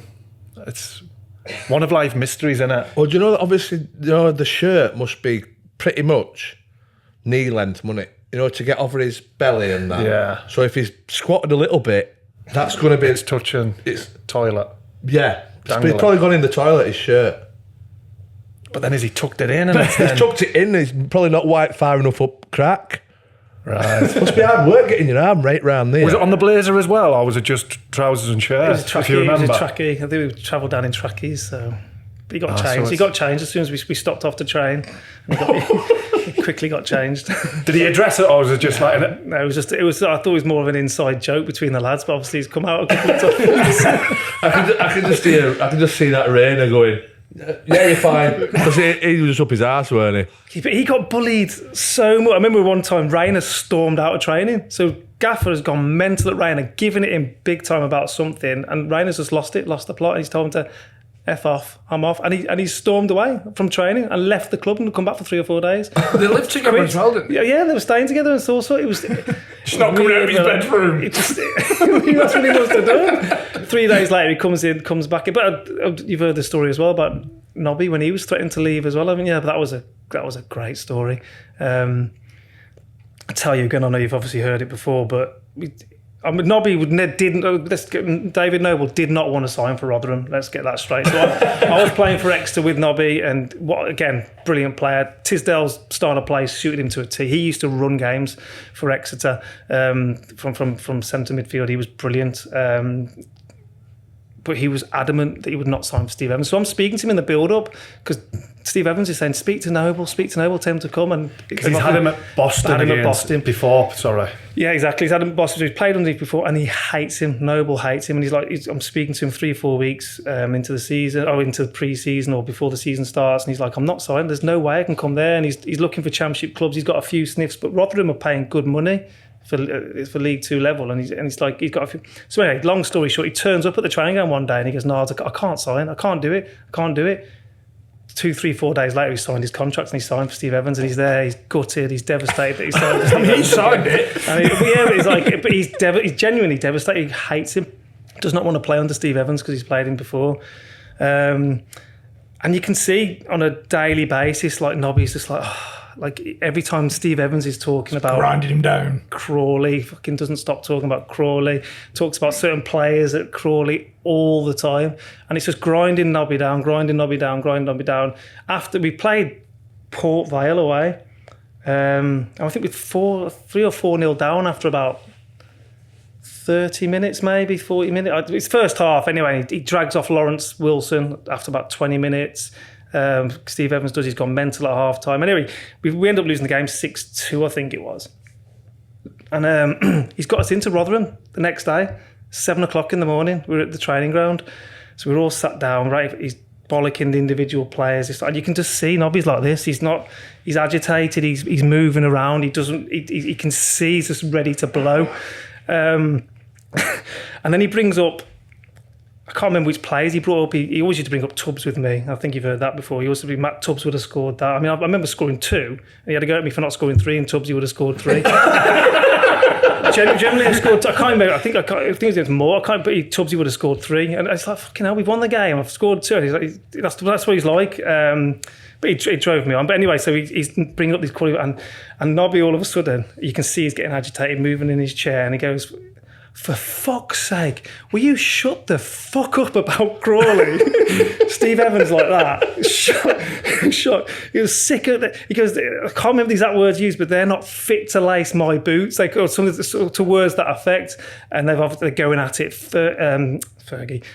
Steve Evans is going mental, giving it back, and he's like, shut the fuck up. Stood up, said, cancel my contract. I don't want to be at this club anymore. Rainer's like this. He's like, doesn't know what's going on. We're like all hiding away in our chairs, and Nobby's he's lost it, but he's going left, right, and centre. He's storming off, and you can hear him walking up the walkway towards the change room to get his ear. Just tear up my fucking contract. And Steve Evans shouting stuff out the window. I thought he's going. It's going left, right, and we're all sat there like this. Oh Jesus, this is insane. Anyway. Yeah, Nobby comes back in 2 days later. He can't leave the club because the transfer window's gone, hasn't it? So he has to stay at the club. But luckily enough, they've made up, and we've patched it over. They've had their one-on-one and stuff. But yeah, he was a love-hate relationship between them two. But Steve Evans is some character to play for. Did you have any unusual one-to-one experiences? Because who did we have on who said he pretended Brody. he wrote a phone to John Terry? Yeah. I used to go in his office. I got called into his office quite a few times. Stupidly, I actually recorded a conversation once because Get your phone out. Let's have a listen. But thought better of it afterwards. I deleted it. I listened back to it, but I thought I wanted to expose the way he was, like, because he was just horrible. You've gone undercover. I've gone undercover. You got a wire on. Missy's just taping wire on his chest before he went in. Like that. Record.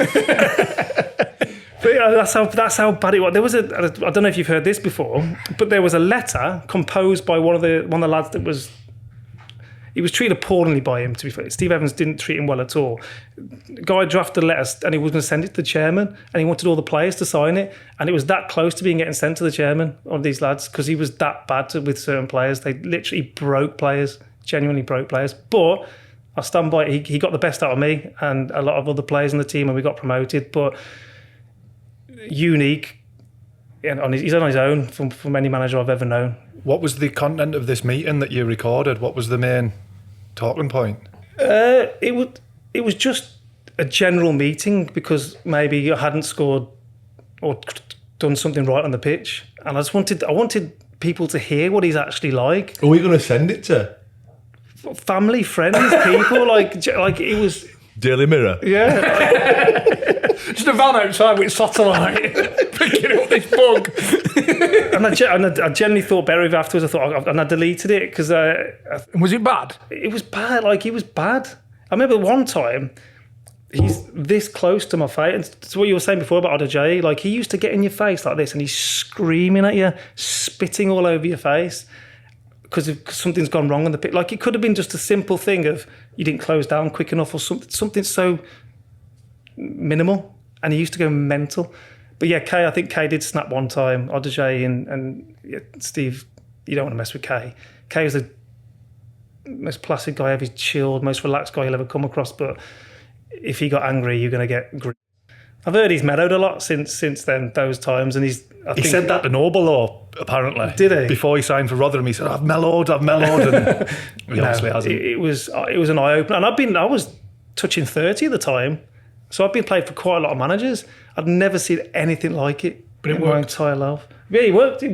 Got the best. But he had big budgets, and he got the right players in to suit his style of play, and he never changed his style of play. And you got a lot more chances and scored more goals for Rotherham than you did Man United. So Steve Evans better than Sir Alex. Oh, he loved the Sir Alex story. Jesus Christ. He always used to tell us about his Sir Alex. That was it. That was the thing that was annoying about him. It was always stories about Crawley or Sir Alex and this and that. It was relentless. He's back doing well again, though, isn't he? Yeah, and that's what I'm saying. Like, if I was to meet him, I'd shake his hand and say, I don't know. Make sure he's washed it first. I'd say hello. Can you sanitise, please, Steve, before I shake your hand? But what happened at Rotherham? Because like, you were on fire, got promoted, and then I don't know if I'm right in saying it. Did you play 5 games, 5 goals the following year? 9 games, 6 goals. Right. So I still remember. I remember having a conversation with him. Yeah, it was weird because I was injured at the start of the season, so I missed a couple of games. But then I came back in, and I scored 6 goals in the 9 appearances. And I was thinking, okay, great, fine. All of a sudden, he's like, "We want you out.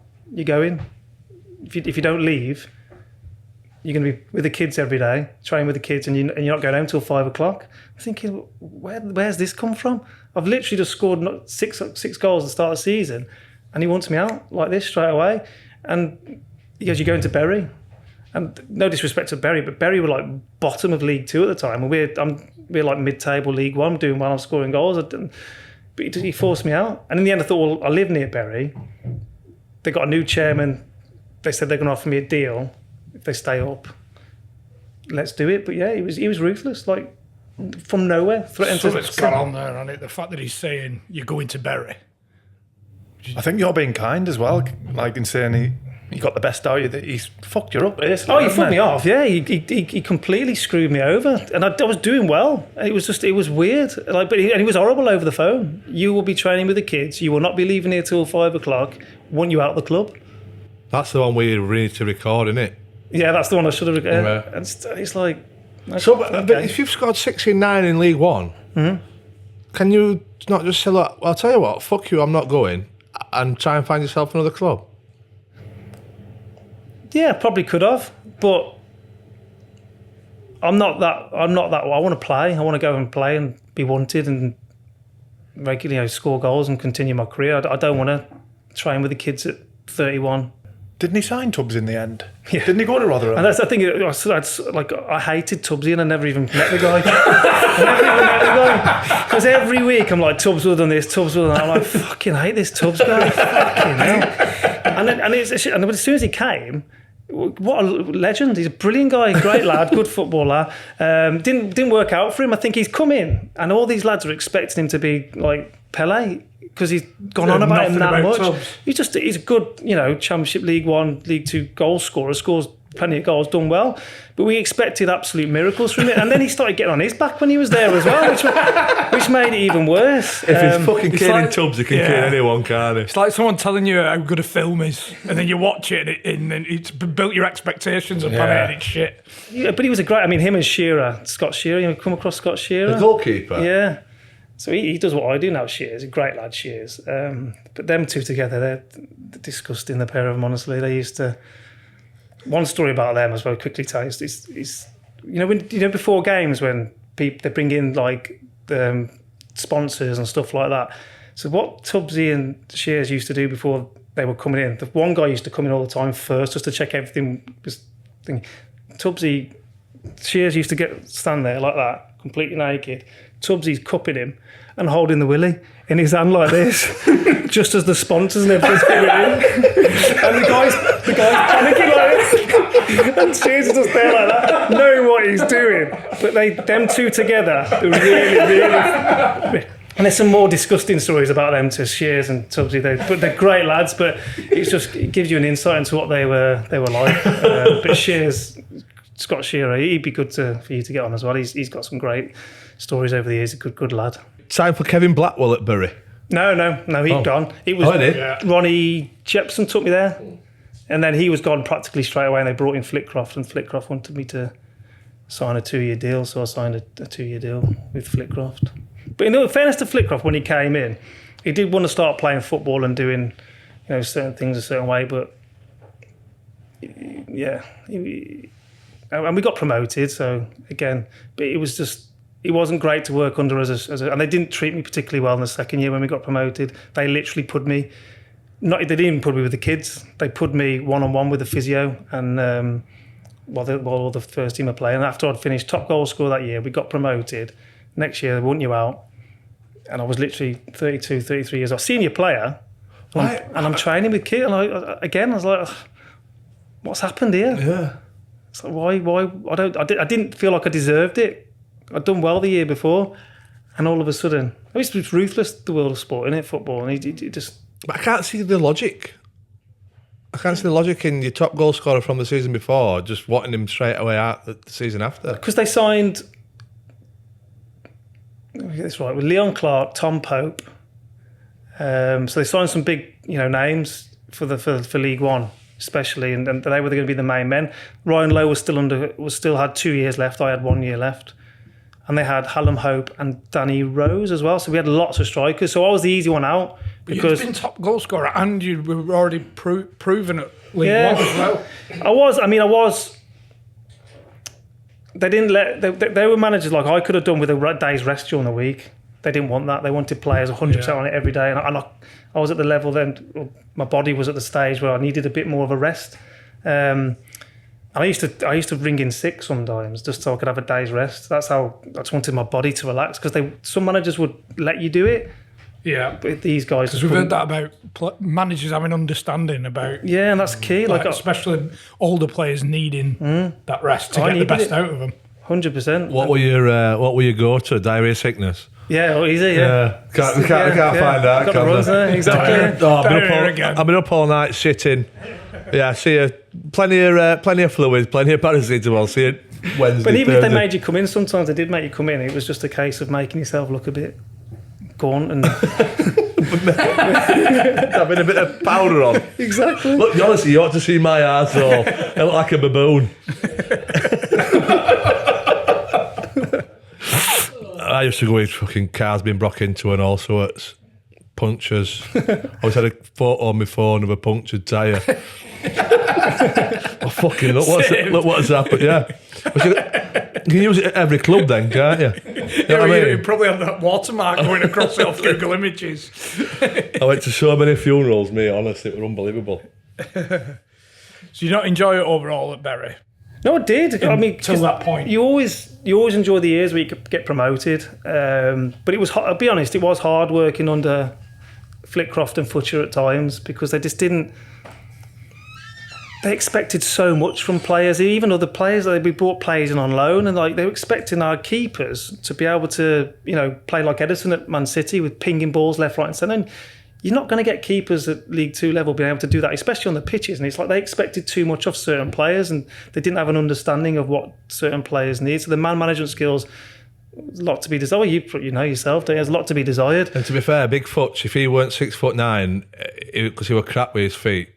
That's He it. were crap at football. He was brilliant in the changing room as a player, but then when he went to the other side, it changed a little bit. And I think he knows that now. I think he knows that they were successful. He maybe went to their head a little bit because they got the promotion, and where they forgot the roots and where they come from and what football's all about and how to manage players. And we've all made mistakes in football. I'm sure they'd have said that they made a few mistakes in their time for whatever reason. But yeah, it was just. But I loved it there. I enjoyed it. Yeah, and it was 10-minute drive to training. It was perfect towards the end of my career.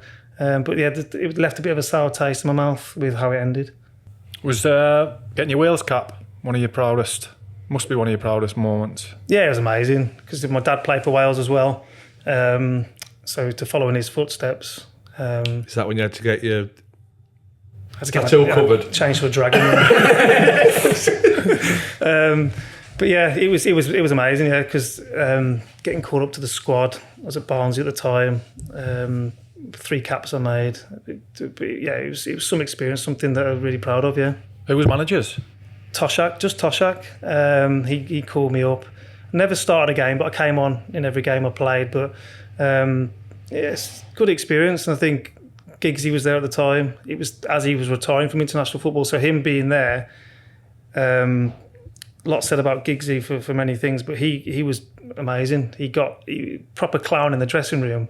But serious, and he welcomed me into the squad, put his arm around my shoulder, talked to me, invited me all. He got me involved in it and stuff like that. So he was the leader of that group when I first went there, and he was brilliant. You should say, why is he a practical joker, Ryan Giggs? You wouldn't think so, would you? No, shag your wife and laugh about it.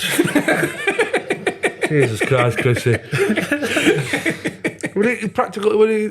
So the initiation service at United, when we first went in, all the youth team players, he was the one that was saying, we're doing this, what were you doing, what's the girl look like, he's the one. Him and David May were at the front instigating it all. One of the big jokers in the change, but you wouldn't think it, would you? No, that's surprised me. Yeah, very dry, very straight, but good. He's not wearing shitting and stuff. He's not really that far, is it? No. He's not throwing shit. Who did you make your caps against? So my debut was against New Zealand. Then I played away at Bulgaria. And I think it's Faroe Islands, away at Faroe Islands. And obviously I travelled around quite a few times and never came on. So when we played Holland, I got Van Nistelrooy's shirt, but I never came on. To Iceland away, went to quite a few away games and home games, but never got on the pitch. But just being part of it. For the debut. Yeah, I think. Yeah, my mum and dad went everywhere. They went to every game I ever played in. They were the biggest fans, so yeah, they were there 100%. But yeah, so it's very special because it was nice that my dad played for Wales. I then played for Wales. It was a good connection there. Yeah, it was special. They were quite good trips as well, weren't they? Back with the Wales squad back then. Yeah, it weren't really about the football bit, were it? No, it was.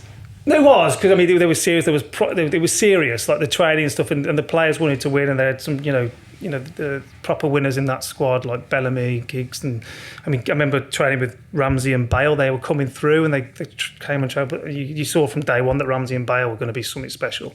But yeah, there was a lot went on those trips as well.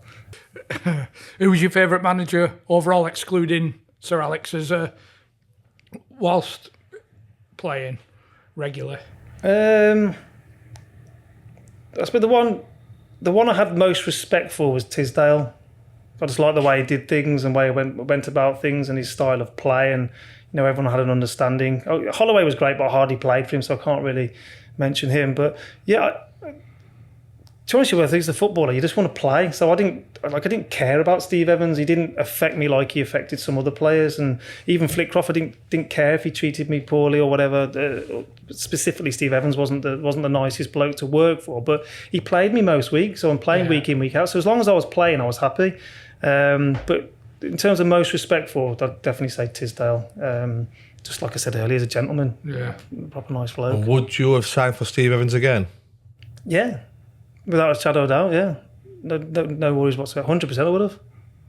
It's one of like you're right about. It's fine if you're playing. Anything's fine if you're playing. But was he like that with the lads that weren't even getting a look in? Was he as relentless with them? Yeah. He broke, like I said, he broke certain players. Some young lads came in on loan and they just crumbled within days of being there. Which is why that man management aspect, if he could have just put his arm around the shoulder of a couple of lads and give them the confidence, he would have. But he's been successful doing the way he's done, hasn't he? So, but yeah, he was like that with pretty much everyone, and even Pringle towards the end. He was giving Pringle a little bit because he heard that we were singing Titanium to him, like he's untouchable, and he brought that up a couple of times. You're not untouchable, even though these lads think you are untouchable. So he did start to go in on him somewhat as well. But yeah, I'd have played for him again, no doubt in my mind. Favourite time of your career? That's a loaded question, that. I know what you want him to say. Well, I think I know the answer. It's probably the answer you want to give as well. Barnsley was... There we go. I was young, sound terrible if my wife's listening, but I'm young, single, playing, regular football for Barnsley. Great set of lads. The camaraderie in that changing room was just incredible. Do you think that helped you get up? 100%, without a shadow of a doubt. I mean, it was ruthless in there. Some of the things that went on in them changing rooms is just crazy. I bet you Anthony Kay's told you a few stories about that as well. But did he tell you the Rick Holden story? The physio Rick Holden? I don't think he did. Oh. So there was a bit of a friction, not friction, but the lads played tricks on the physio. They locked him in his room. They put Vaseline in his shoes, filled it up with Vaseline. They put Vaseline all over his equipment, on the door handles, tied, like ruthless with it, like just constantly going. Anyway, we've come in one day out from training, and we've walked into the change room, and it stinks, absolutely stinks, and it stinks of shit. I'm like, what? Steve Evans has not been there. And Rick Holden's taken a shit in the room. I can't remember where the shit was. I don't know if it was in the middle of the room or it was somewhere. But he's written on the wall, "You've been warmed," in his own shit. So he's wrote, "You've been warmed," with his fingers of his own shit on the wall. And it's just like, what's this guy doing? And then that's just one of the many stories that was going on.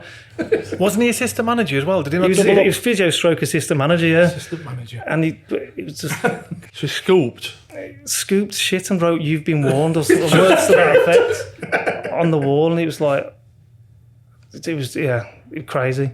But it helped with the relationship from the staff to the players, that we all loved each other and got on really well. And he got some good players in. Andy Ritchie, good bloke, Andy Ritchie. I can't imagine him standing back and looking at the wall, just going, "You need to be full stop." Like, oh. And did the manager not say out to him about this, you think? What, Andy Ritchie to Rick Holden? Yeah. No. Not that I know of. He may have done going behind closed doors, but that was just kind of it was just constant. Every single day stuff was going on. Every single day. Lads' cars were getting nicked and taken up to, the Metrodome. Metrodome. The big hill down the Metrodome. I can't remember whose car they nicked, but it was like a yellow old banger car that one of the lads had. I can't remember who it was. And Dale Tong and Robbie Williams, I don't know if you come across them, they've drove the car down the hill on the Metro, so you can't even get it back up. And they've wrapped it all in, not foil, but the Cling film. No, the wrap that you put around your socks. What's it called? They've wrapped it all up. They've opened all the windows, toilet tissue paper, Vaseline all over it again, and it's like a daily occurrence of things going on. And it was an eye opener, but it was great because no one took it too personally whenever it was their turn, and it was. No, didn't take it too personally. Let's see with your car. I'm due. And it worked. We got promoted that year, and it was a great season, great set of lads. So I love my time there. I love my time at Rotherham as well. But I think you always remember the promotion seasons. Enjoying life after football? Yeah. I think it's tough finishing football and going on to the next stage. I think every footballer at some point has I don't know what the word is, but find it difficult because it was, you go from in the changing with the football lads every day, having banter with the lads all the time, to actually having to do some proper work. I know being a footballer can be hard, and you've got to be committed and work hard in order to play and get your wages. But when you go into the real world, it's a completely different dynamic. you can't get away with writing Can't shit watch. on the wall. Yeah. You've been warned. Yeah, exactly. In the canteen.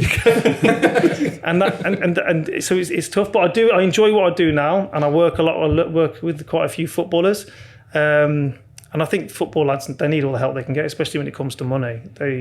What is it that you do? So financial advice, wealth management. So with the football lads specifically, I help them prepare for life after football. So making sure they got enough in the pot for when they retire, so they can start a business, take an income, study, whatever they need to do while they're training for a new job. Protect them while they're playing as well, so they've career-ending insurance, life cover, that kind of thing. Make sure they're protected should the worst happen, and also pensions for later life as well. So it's just stages, making sure they've got enough in the bank come 35, 36 when they retire, they can take an income from or whatever it may be, and then also preparing for later life, 55 onwards as well. So, but then it's not just footballers I work with, it's businesses, individuals, self-employed, employed, but mainly financial advice. But you've probably seen it, some of the lads, I've seen some horror stories since retiring from football in terms of footballers' finances, when they, how they're living and what they're doing. Well, to be fair, you done well with 6 GCSEs then, didn't you? Thanks for coming. Thank you very much, mate. Thanks for coming on. Really No problem at all, enjoyed it, thank you.